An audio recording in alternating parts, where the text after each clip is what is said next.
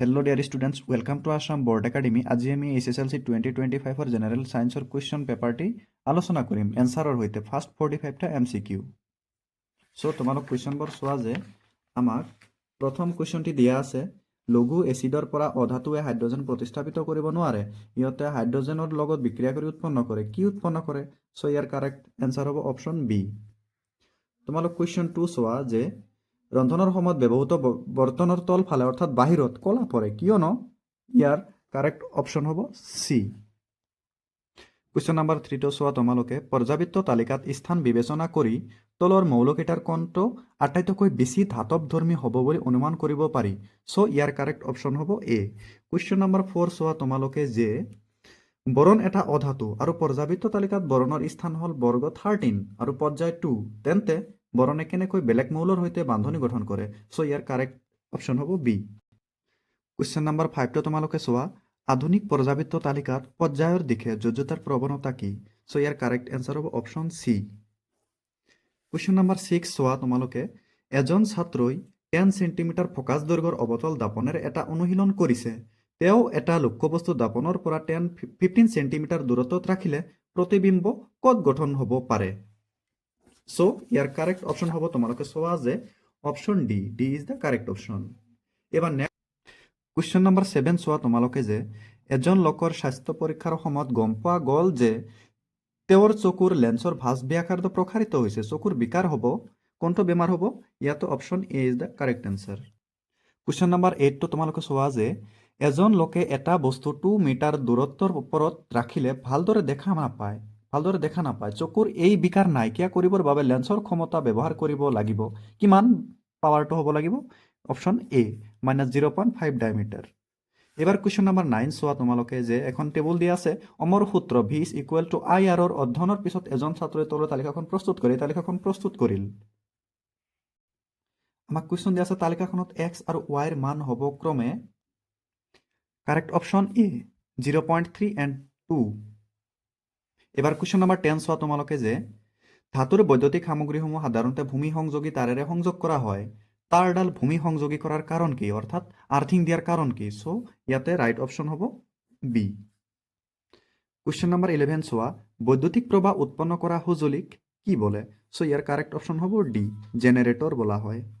এবাৰ তোমালোক question number 12 চোৱা চাৰিটা মাধ্যম পি কিউ আৰ এছৰ ক্ষেত্ৰত প্ৰতিসৰণাংক ক্ৰমে 1.23 1.5 এণ্ড আৰু দিয়া আছে 1.25 আৰু 2 দিয়া আছে সো আমাক ইয়াত কুৱেশ্যন সুধিছে যে কোনটো মাধ্যমত পোহৰৰ দ্ৰুতি সৰ্বোচ্চ হ'ব সো ইয়াৰ কাৰেক্ট অপশ্যন হ'ব এ পি হ'ব।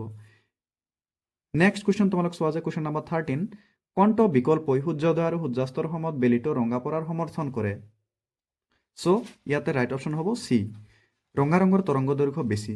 এইবাৰ নেক্সট কুৱেশ্যন তোমালোক চোৱা যে কুৱেশ্যন নাম্বাৰ 14 তলৰ কোনখিনি আৱৰ্জনাৰ গঠক জীৱ অনিম্নীকৰণ গঠ হিচাপে ভাগ কৰিব পাৰি সো ইয়াৰ কাৰেক্ট অপশ্যন হ'ব তোমালোকে চোৱা যে ইয়াতে B is the correct option দিয়া আছে পলিথিন বেগ প্লাষ্টিকৰ পুতলা। এবাৰ নেক্সট কুৱেশ্যন নাম্বাৰ 15 তলৰ কোনটো প্ৰক্ৰিয়াই সৌৰশক্তিৰ দ্বাৰা প্ৰজ্বলিত বৈদ্যুতিক চাকিৰ ব্যাখ্যা কৰে সো ইয়াৰ কাৰেক্ট অপশ্যন হ'ব বি সৌৰশক্তিৰ পৰা বৈদ্যুতিক শক্তি ৰূপান্তৰ। কুৱেশ্যন নাম্বাৰ 16 অৱতল লেন্স এখনৰ ফকাছ দৈৰ্ঘ্য 20 সেণ্টিমিটাৰ লেন্সখনৰ ক্ষমতা কিমান লেন্সৰ পাৱাৰ সুধিছে সো ইয়াৰ কাৰেক্ট এনসাৰ হ'ব ইয়াতে দিয়া আছে এ হ'ব correct option so -5 dioptre. Question number 17 এটা বৈদ্যুতিক বাল্ব 200 ভোল্টৰ বিদ্যুৎ উৎপাদক যন্ত্ৰ এটাৰ লগত সংযোগ কৰা হৈছে প্ৰবাহৰ মান দিয়া আছে 0.4 এম্পিয়াৰ বাল্বটোৰ ক্ষমতা কিমান বাল্বটোৰ পাৱাৰ হ'ব আমাৰ ইয়াত ৰাইট অপশ্যন হ'ব চি 80 ওয়াট। কুৱেশ্যন নাম্বাৰ 18 তলত দিয়া উক্তিসমূহৰ পৰা শুদ্ধ উক্তিখিনি বাছি উলিওৱা শুদ্ধ উক্তি কোনটো হ'ব সেইটো বাছি উলিয়াব লাগিব ষ্টেটমেণ্ট কাৰেক্ট ষ্টেটমেণ্টটো সো ইয়াতে ৰাইট অপশ্যন হ'ব সি ইয়াৰ ৰাইট অপশ্যন হ'ব বি তিনিটা অক্সিজেনৰ পৰমাণুৱে ওজনৰ এটা অণু গঠন কৰে। এবাৰ কুৱেশ্যন নাম্বাৰ 19 চোৱা তলৰ কোনটো সৌৰশক্তি আধাৰিত নহয় ইয়াৰ কাৰেক্ট এনসাৰ হ'ব বি অপশ্যন নিউক্লিয়াৰ এনাৰ্জি অৰ্থাৎ নিউক্লিয় শক্তি। কুৱেশ্যন নাম্বাৰ 20 দিয়া আছে তলৰ কোনটো নদী বান্ধ ব্যৱহাৰক ব্যাখ্যা কৰে সো ইয়াৰ কাৰেক্ট অপশ্যন হ'ব তোমালোক চোৱা যে B is the correct option জলসিঞ্চনৰ ব্যৱস্থা কৰা আৰু বিদ্যুৎ উৎপাদন কৰিবলৈ। কুৱেশ্যন নাম্বাৰ 21 চোৱা যে এডাল ধাতুৰ দণ্ড পি কিউ এখন চৌম্বিক ক্ষেত্ৰত ৰখা হৈছে দণ্ডডালৰ দুই মেৰু এটা বেটাৰীৰ সৈতে সংযোগ কৰা হৈছে দণ্ডডাল কোন দিশে ঘূৰিব সো ইয়াতে তোমালোকে অপশ্যন চোৱা এ নহ'ব আৰু দিয়া আছে অপশ্যন এইফালে ইয়াৰ পৰা কাৰেক্ট অপশ্যন হ'ব ডি। ক্ষেত্ৰৰ বাহিৰলৈ। কুৱেশ্যন নম্বৰ 22 সলেনয়েড এটাৰ চৌম্বক বলৰেখা দণ্ড চুম্বক এডালৰ চৌম্বক বলৰেখাৰ লগত থাকে। কোনটো চিত্ৰই সলেনয়েড এডাল দণ্ড চুম্বকেৰে সূচাব? সো ইয়াৰ কাৰেক্ট এনসাৰ হ'ব অপশ্যন বি। কুৱেশ্যন নম্বৰ 23 তলৰ কোনটো ৰাশিয়ে বৈদ্যুতিক ক্ষমতা নিৰ্দেশ নিদিয়ে? ইয়াৰ কাৰেক্ট এনসাৰ হ'ব option D IR square. Next question তোমালোক চোৱা যায় কুৱেশ্যন নম্বৰ 24 পাইৰুভেট অণু ভাঙি কাৰ্বন ডাই অক্সাইড পানী আৰু শক্তি উৎপন্ন হোৱা বিক্ৰিয়াটো সম্পাদিত হয়। ইয়াৰ কাৰেক্ট অপশ্যন হ'ব বি আছে মাইটকন্ড্ৰিয়াত। কুৱেশ্যন নম্বৰ 25 তলত উল্লেখ কৰা কোনবিধ উদ্ভিদৰ সঞ্জীৱনী পদাৰ্থ? সো কাৰেক্ট এনসাৰ হ'ব option B cytokinin. Question number 26 অযৌন প্ৰজননৰ মুকুলোদ্গম সংঘটিত হয় ক'ত হয়? সো ইয়াৰ ৰাইট অপশ্যন হ'ব বি ইষ্টত।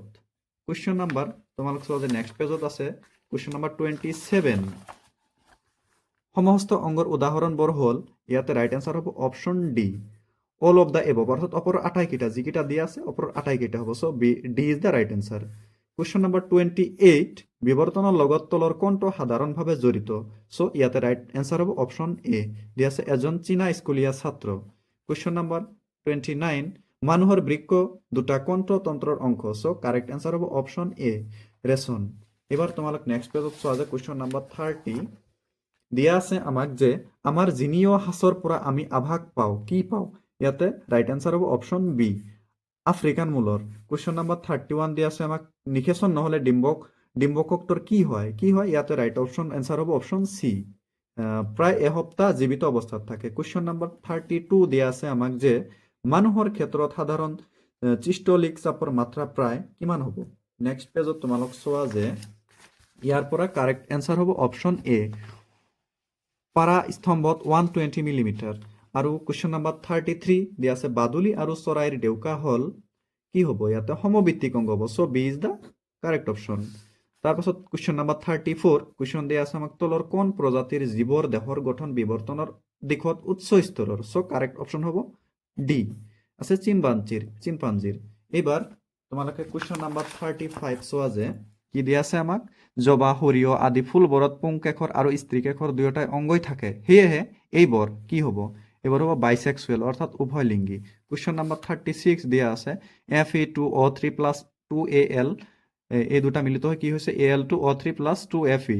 সো কুৱেশ্যন দিয়া আছে ওপৰৰ বিক্ৰিয়াটো কোন প্ৰকাৰৰ বিক্ৰিয়াৰ এটা উদাহৰণ? সো ইয়াতে ৰাইট এনসাৰ হ'ব অপশ্যন এ অপহৰণ বিক্ৰিয়াৰ হ'ব ডিসপ্লেসমেন্ট ৰিয়েকশ্যনৰ হ'ব।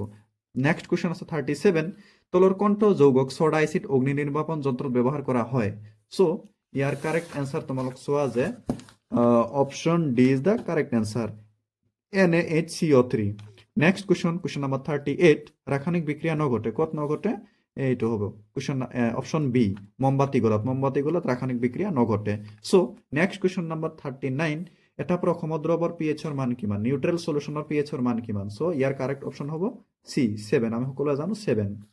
নেক্সট কুৱেশ্যন আমাক দিছে কুৱেশ্যন নম্বৰ 40 যেতিয়া লঘু সালফিউৰিক এচিড এটা যোগ গোটা এক্সৰ লগত মিহলোৱা হয় এটা গেছ ওয়াই গোটাটোৰ লৱণ গঠনৰ লগত উৎপন্ন হয় এনে ক্ষেত্ৰত এক্স আৰু ওয়াই কি বুলি বিবেচনা কৰা হ'ব? সো ইয়াৰ কাৰেক্ট অপশ্যন তোমালোকে নেক্সট পেজত চোৱা যে B is the correct option X হ'ব সোডিয়াম হাইড্ৰক্সাইড আৰু ওয়াই হ'ব হাইড্ৰোজেন। নেক্সট কুৱেশ্যন তোমালোক 41 চোৱা যে বেকিং সোডাৰ পৰা সোডিয়াম কাৰ্বনেট কেনেকৈ পাব পাৰি? সো ইয়াৰ কাৰেক্ট অপশ্যন হ'ব এ বেকিং সোডাক গৰম কৰি অৰ্থাৎ বেকিং সোডা গৰম কৰি। নেক্সট কুৱেশ্যন তোমালোকে নেক্সট পেজত চোৱা যে 42 তলৰ কোনটো বিকল্পই ৰাসায়নিক বিক্ৰিয়াটোৰ সময়ত হোৱা উৎপাদিত যৌগক সূচাব? সো ইয়াৰ কাৰেক্ট অপশ্যন হ'ব ডি Fe2O3। নেক্সট কুৱেশ্যন দিয়া আছে 43 আমাক কুৱেশ্যন দিয়া আছে চোৰাত বনৰীয়াকৈ বৃদ্ধি হোৱা এবিধ ঘাঁহজাতীয় উদ্ভিদ ইয়াৰ পাতবোৰত শুং থাকে। আমাক কুৱেশ্যন দিছে দুৰ্ঘটনাবশতঃ চুলে এই শুংবোৰ বিন্ধে আৰু তেতিয়া কষ্টকৰ বিষ বেদনা হয় ইয়াৰ কাৰণ হ'ল শুংবোৰৰ পৰা নিঃসৃত হোৱা। সো ইয়াৰ কাৰেক্ট এনসাৰ হ'ব অপশ্যন বি মেথনাইক এচিড এই এচিডবিধ চোৰাতৰ পাতত থাকে অৰ্থাৎ চোৰাতৰ শুংত থাকে। নেক্সট কুৱেশ্যন দিয়া আছে আমাক 44 খাদ্যবস্তু ভৰাই ৰখা পাত্ৰবোৰত টিনৰ প্ৰলেপ দিয়া হয় জিংকৰ নহয় ইয়াৰ কাৰণ কি?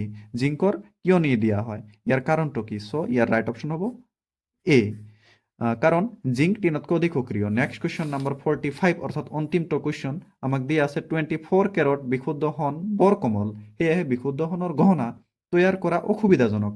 ইয়াক টান কৰিবলৈ 22 কেৰত হন 2 ভাগ সংকৰিত কৰা হয়। এই ডেছত কি হ'ব? চ' খালী ঠাইত হ'ব চিলভাৰ, অৰ্থাৎ চিলভাৰ বা কপাৰ দি। চ' থেংক ইউ। আশা কৰোঁ ভিডিঅ'টি নিশ্চয় বুজি পাইছা আৰু সুন্দৰকৈ এই 45টা MCQ কুৱেশ্যন তোমালোকৰ 2025ত আহিছিল, সুন্দৰভাৱে বুজি পাইছা। চ' এনে ভিডিঅ' পাবলৈ তোমালোক চেনেলটো ছাবস্ক্ৰাইব কৰা, তোমাৰ ফ্ৰেণ্ডলৈ শ্বেয়াৰ কৰি দিয়া আৰু তোমালোকক কোনটো চনৰ আৰু কি ছাবজেক্টৰ কুৱেশ্যন পেপাৰ লাগে, MCQ থকাবোৰত, নাইবা কোনটো অংশ লাগে, অৰ্থাৎ পাৰ্ট লাগে, এ লাগে না বি লাগে, তোমালোকে কমেণ্ট বক্সত কমেণ্ট কৰি জনাবা। Thank U.